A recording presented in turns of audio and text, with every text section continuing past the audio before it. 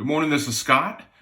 Last night I created a clamshell box for my Cambridge Wide Margin Bible, and I'm really satisfied with it.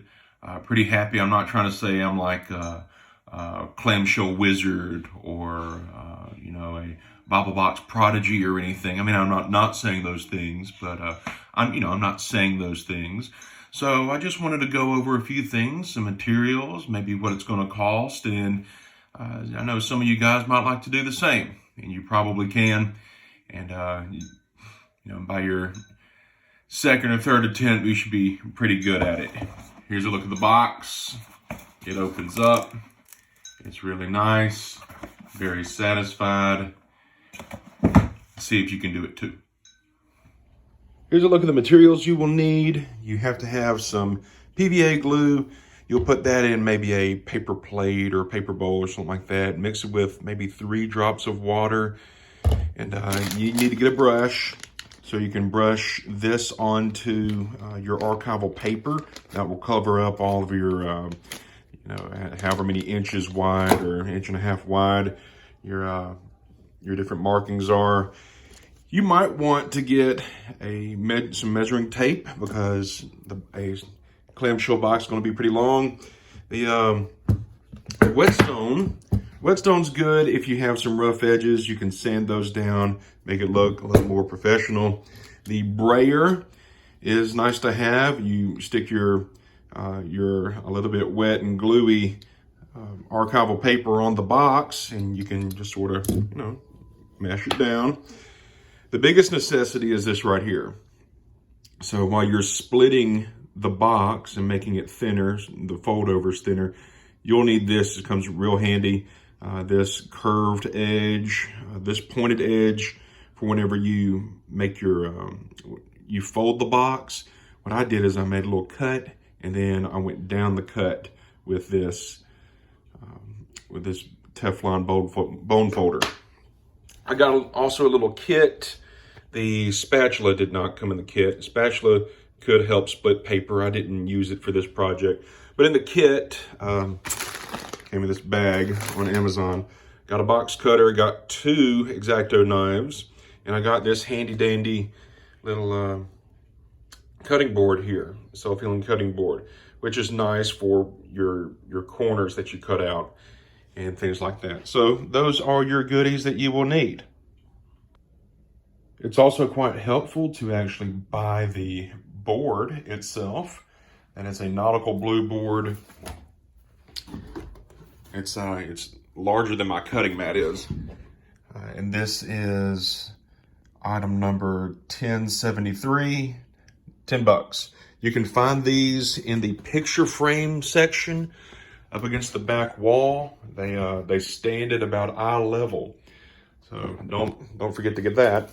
And then the paper, the acid-free paper that you line your box with. This comes with 25 sheets. Online they have one with 100 sheets. This one's $6, and one with 100 is like $10. So you'll need that as well. I'm creating a clamshell box for a Cambridge wide margin.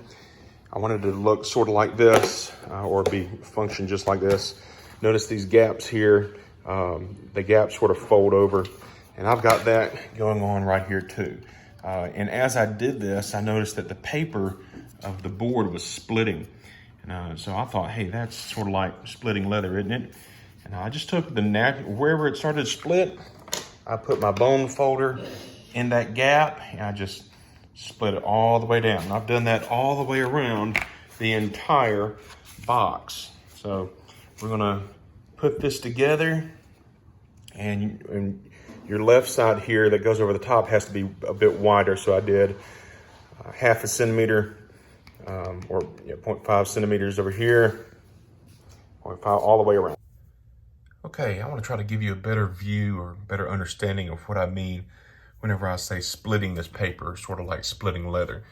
If you look here, there's a certain amount of thickness with this board. And so whenever I fold it, I can get a little fold here, it will start to split on its own. So fold this over as much as possible. And get off on the folder to get it down. Pushing here is going to help cause the split. All right, let's see if it will show out for us. Maybe not. Try to get close to this paper here. So let's see if we can, yeah, there we go. See that? Yeah, the paper's coming apart and coming away. Now, if you fold this, or if you glue this whole thing down and then the paper comes off, well, you're just out of luck. But if you cut away this part right here, you just cut that away, though this is not gonna cut. And then you have just the paper, well, that's gonna stick for you and it should be good to go. See how it's coming apart real easy. See all that? And now I just have the thin piece of paper here. And I've got this thicker part of the board that I'm gonna trim off.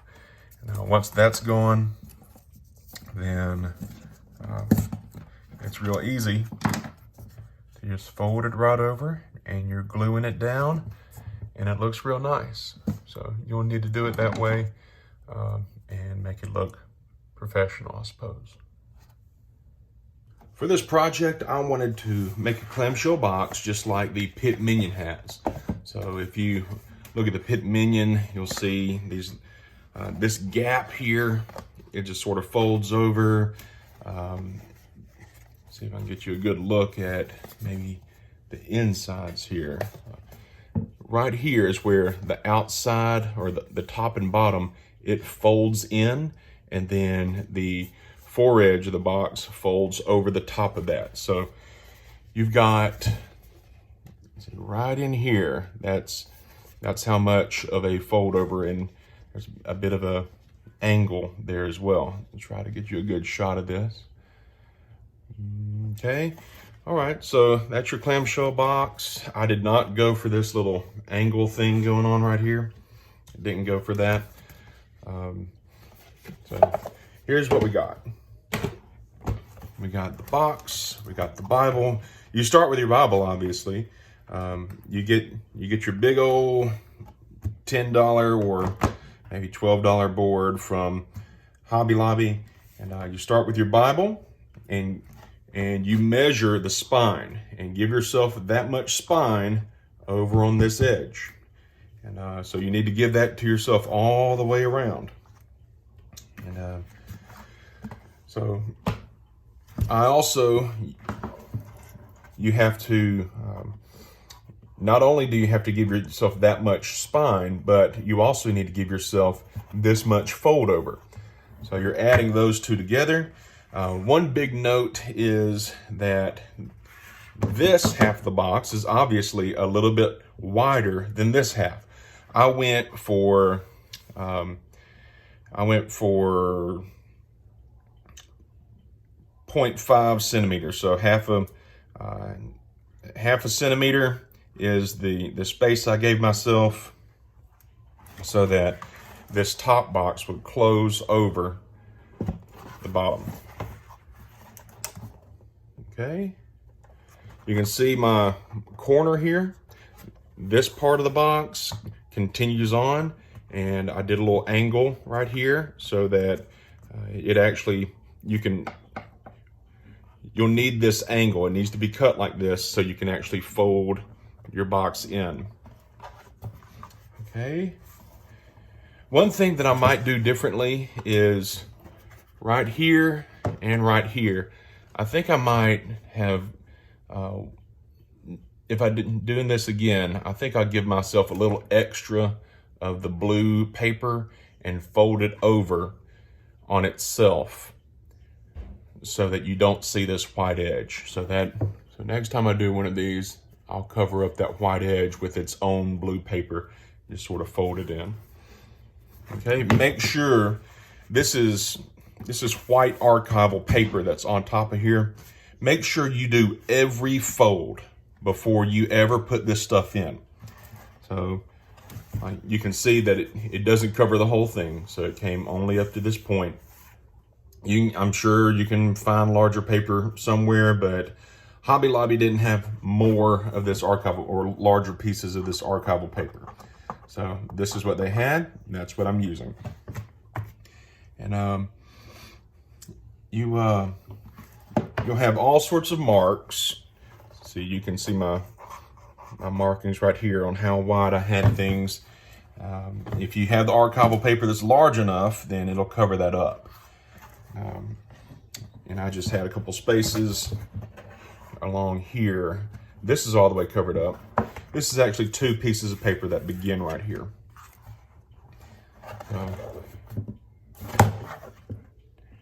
It took a long time, but it's not too complicated. So see both of these edges. I think next time I'll just extend the paper out to here, and fold it over on itself before I ever come with this fold over and wrap it over the top. The most important thing is everywhere that the blue folds over the edge of the box, I split and cut out. I cut out part of the box. So this stuff is kind of thick. You know, this board is durable and it's kind of thick. So everywhere that you see blue fold over, I split the paper along this. So it's actually not that hard.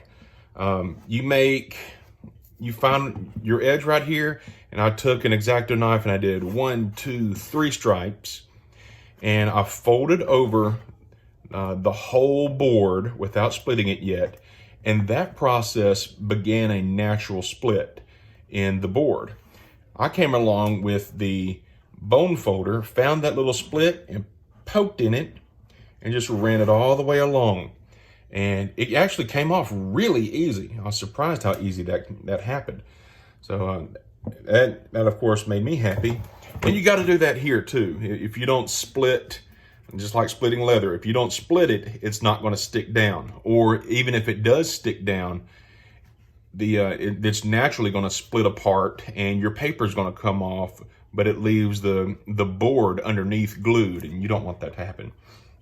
So make sure that you split this blue cover paper away from the rest of its own board before you do any of these fold overs. That's the most important part. Do all your folds before you do any archival paper, and try not to, whenever you're using your bone folder to press down this paper, try not to cut a hole in it. That would help. That is our slip case.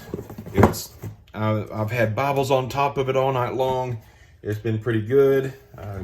I don't know if it's ever going to close all the way or not. Maybe if you want to get it to close better, then before you ever lift up any of these sides, you need to do this crease and fold it over and press it and let it sit for a while. And then open it up, come back and do this crease, fold it over, let it sit for a while. Again, before you ever lift up these edges, you need to fold it over and let it sit. So at that point, it should sort of want to close in on itself. But there it is. We have the Cambridge Wide Margin Bible, and it has a new home. It has a new little bed, and so it has a clamshell box just like its baby brother. And I think you can do this too. If I can do it, you can. So good luck, everybody.